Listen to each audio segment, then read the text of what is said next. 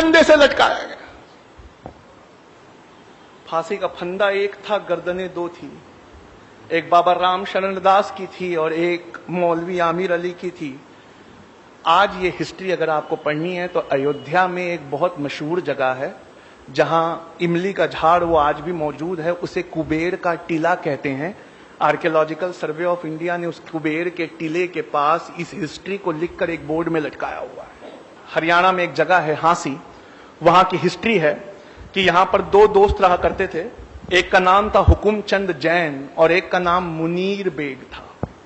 इस हिस्ट्री में लिखा है कि हुकुमचंद जैन और मुनीर बेग दोनों ने इतना डटकर अंग्रेजों का मुकाबला किया, इतना लोहा लिया कि नाभा, कपूरथला, कश्मीर और पटौदी राजाओं की मदद से पकड़कर इन्हें अंग्रेजों को सौंपा गया।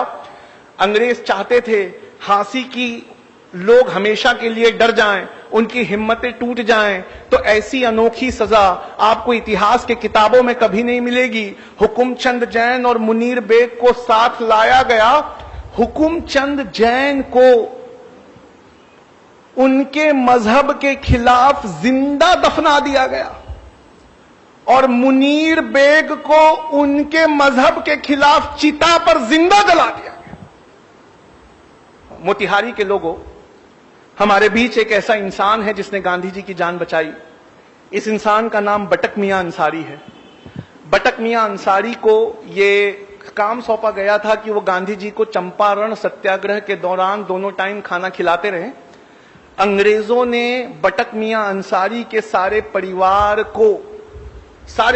को एक साथ किडनैप कर लिया और उन पर यह दबाव बनाया कि बटक मियां अंसारी गांधी जी के खाने में पॉइजन मिला दे। बटक मियां अंसारी ने उनके दबाव में जब ये कदम उठाना चाहा तो ऐन गांधी जी के निवाला तोड़ने से पहले बटक मियां अंसारी ने उनके हाथ से छीनकर वो डिश फेंक दी। जब गांधी जी ने पूछा तो रोने लगे।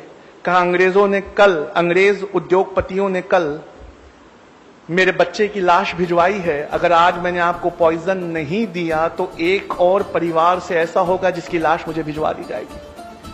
बटक मियां अंसारी ने अपने परिवार की परवाह बिना किए गांधी जी के हाथ से वो पॉइजन भरा कटोरा छीन कर फेंक दिया। ऐ मोतिहारी के लोगों, मैं उस वक्त वहां मौजूद था और मैं आज आपके बीच राष्ट्रपति बनकर आया हूं और गांधी जी की जान बचाने वाले इस बटक मियां अंसारी को उसके एवज में 50 एकड़ जमीन मोतिहारी में देना चाहता हूं। ये जिसकी स्पीच का टुकड़ा है वो हमारे भारत के पहले राष्ट्रपति बाबू राजेंद्र प्रसाद थे,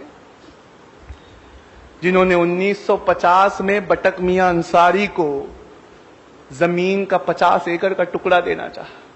बटक मियां अंसारी को वो 50 एकड़ जमीन कब अलॉट की गई तो लिखा है 1957 लग गए जमीन को अलॉट करते करते, तब तक बटक मियां अंसारी इस दुनिया में नहीं रहे। मपीला ये वर्ड है केरला के मुसलमानों के लिए।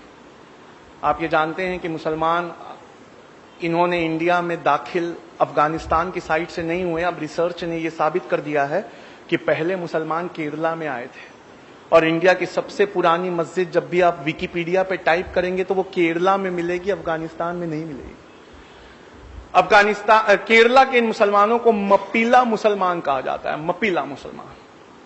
इन मपीला मुसलमानों ने गांधी जी के असहयोग आंदोलन में बहुत बढ़ चढ़ के हिस्सा लिया।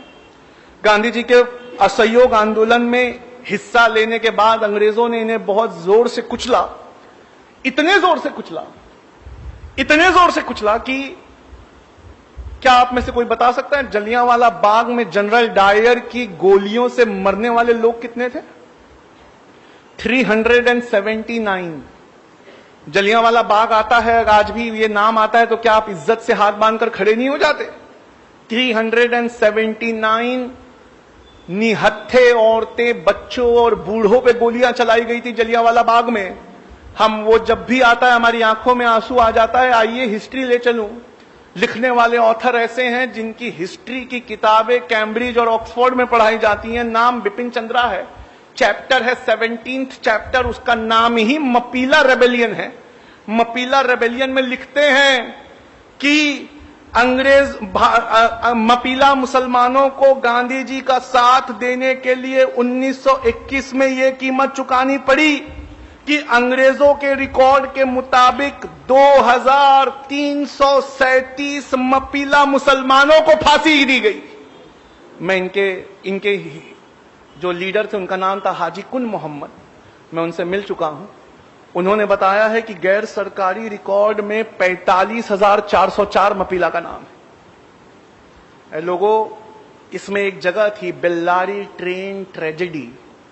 इस बेल्लारी ट्रेन ट्रेजेडी में यह हुआ था कि 127 मुसलमानों को, क्रांतिकारी मुसलमानों को बिना खिड़की वाली एक वैगन में भरकर थिरूर से बेल्लारी भेजा जा रहा था। बिना खिड़की वाली इस वैगन, छोटी सी वैगन थी, उसमें 127 मुसलमान भरे हुए थे। बीच का एक स्टेशन कोयंबटूर पहुंचते पहुंचते 70 मुसलमानों ने दम तोड़ दिया और इनकी पोस्टमार्टम रिपोर्ट में लिखा है इनटॉलरेबल सफोकेशन, यानी असहनीय घुटन के वजह से ये मौत हुई। आखिरी इंसान जिसके बारे में मैं आज आपको बताना चाहूंगा वो अशफाकुल्ला खान थे। ये अशफाकुल्ला खान एक बेहतरीन क्रांतिकारी थे। काकोरी में चंद्रशेखर आजाद और राम प्रसाद बिस्मिल का साथ देने की वजह से पहले इन्हें अंडमान निकोबार के काले पानी की सजा हुई और बाद में वहीं सूली से लटका दिया गया। अशफाकुल्ला खान से मिलने जब उनका परिवार पहुंचा तो वो बेतहाशा रोने लगा और परिवार उत्तर प्रदेश में मिलने पहुंचा एक दिन पहले जब उन्हें काले पानी भेजा जा रहा था। अशफाकुल्ला खान ने उनके बहते हुए आंसुओं को देखा और देखकर आंसू पोंछते हुए कहा, ऐ मेरे घर वालों, तुम इन आंसुओं को रोक लो। क्या तुम्हें इस बात की खुशी नहीं है कि हर साल जब आजादी का दिन आएगा तो राम प्रसाद बिस्मिल, कन्हैया लाल और खुदीराम बोस के साथ उसी सांस में तुम्हारे भाई अशफाकुल्ला खान का भी नाम लिया जाए। गांधी जी से पूछा गया डांडी मार्च के वक्त, कहा गांधी जी अगर अंग्रेज आपको डांडी मार्च पूरा होने से पहले गिरफ्तार कर ले तो आपकी जगह कौन लेगा? इतिहास में नाम दर्ज है, गांधी जी ने कहा अगर डांडी पहुंचने से पहले मुझे अंग्रेज सरकार गिरफ्तार कर ले तो मेरी जगह अब्बास तैयब जी लेंगे। और गांधी जी कहते हैं, अब्बास देखना जब मैं जेल चला जाऊं तो तुम्हारे मुट्ठी से नमक ना छूटे। 1932 में गांधी जी को नमक आंदोलन के लिए अरेस्ट किया गया तो हजारों की तादाद में पठान निकल कर आए और खड़े हो गए। इतनी हजारों की तादाद देखकर अंग्रेज डर गए और अंग्रेज पेशावर से भाग गए। 2 दिन बाद वो गढ़वाली रेजिमेंट लेकर लौटे तो किस्सा खानी बाजार में सारे के सारे पठान टस से मस नहीं हुए। गढ़वाली रेजिमेंट से कहा इन पर गोलियां चलाओ। गढ़वाली रेजिमेंट के जवानों ने बंदूकों को लोड किया, देखा सबसे सामने की सफ में पठानों के बच्चे लगे हुए हैं और उन बच्चों के बीच उनका लीडर खड़ा था, उसका नाम था खान अब्दुल गफ्फार खान। अंग्रेज ने कहा कि ये खान अब्दुल गफ्फार खान, हथियार तो पठानों का जेवर होते हैं, तुम्हारे हथियार कहां है? कहा हमने गांधी से वादे के चलते अपने जेवर को उतार के फेंक दिया। कहा गांधी से वादा किया है, हथियार तो छोड़ो, हाथ तक नहीं उठाएंगे। ये फोटो, वहां जमा लोगों की फोटो आज भी गूगल और विकिपीडिया पे मौजूद है। सामने की 2 सफ में बच्चे खड़े हैं और पीछे हजारों की तादाद में पठान खड़े। फिर अंग्रेजों गढ़वाली रेजिमेंट ने अपनी बंदूकें लोड की। इससे पहले गोली चलाती, गढ़वाली रेजिमेंट ने बंदूक ये कहकर फेंक दी, हमारे देश में एक जलियांवाला बाग काफी है, निहत्तों पे हम गोली नहीं चलाएंगे। अंग्रेजों ने खुद साख्ता बंदूकें उठाई, 207 लोग मारे गए। आप जानते हैं भारत सरकार ने उन्हें क्या इज्जत दी है खान अब्दुल गफ्फार खान को? मरणोपरांत यानी मरने के बाद भारत रत्न पुरस्कार से संवारा। खान अब्दुल गफ्फार खान का टाइटल है सीमा अंत गांधी यानी फ्रंटियर गांधी। उनको जो प्लाक मिला था भारत रत्न पुरस्कार, ये जो इंडिया का सबसे बड़ा पुरस्कार है, उन्हें दिया गया जबकि वो अफगानी थे, पर अफगानिस्तान उस वक्त इंडिया का हिस्सा था। उस प्लाक में से मैं पढ़ता हूं, उस प्लाक पे भारत सरकार ने क्या लिखा है। उस प्लाक में ये लिखा हुआ है कि किस्सा ख्वानी बाजार के दिन अपनी बहादुरी, दिलेरी और गांधी जी से चलते वादे के मुताबिक हिंसा के विरोध में अपने हथियारों को फेंक देने की वजह से और 90 साल की अपनी जिंदगी में से 45 साल जेल में गुजारने की वजह से सीमांत गांधी खान अब्दुल गफ्फार खान को भारत सरकार भारत रत्न से नवाजी। डीएनए ये एक न्यूज़पेपर है जो मुंबई में निकलता है। इसके आफ्टरनून एडिशन को टाइप करिए, उस पर लिखिए मीर उस्मान अली डीएनए। गूगल पे टाइप करके जैसे ही आप एंटर करेंगे अखबार की ये पेपर कटिंग खुलेगी जिसमें लिखा है 1965 में पाकिस्तान से हो रही लड़ाई के वक्त इंडिया के पास पैसे की कमी पड़ गई थी, तो भारत के प्रधानमंत्री लाल बहादुर शास्त्री ने ये अपील करी थी और अपील कर ये कहा था कि ये लोगों आगे बढ़कर चंदा दो नेशनल डिफेंस फंड में। मीर उस्मान अली ये उस समय हैदराबाद के निजाम थे। उनसे जब लाल बहादुर शास्त्री की अपील को सुना तो उन्होंने फोन किया लाल बहादुर शास्त्री से, कहा sir I want to meet you, आप हमारे हैदराबाद में आइए।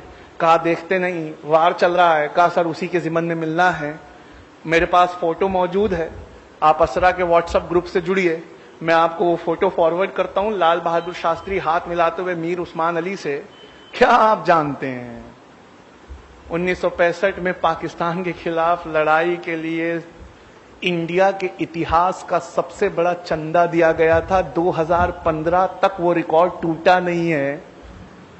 इंडिया का सबसे बड़ा चंदा मीर उस्मान अली ने 5000 किलो सोना दिया था। 5 टन सोना लाल बहादुर शास्त्री के हवाई जहाज में बेगम पेठ एयरपोर्ट हैदराबाद में लादते हुए फोटो डीएनए अखबार ने छापी है।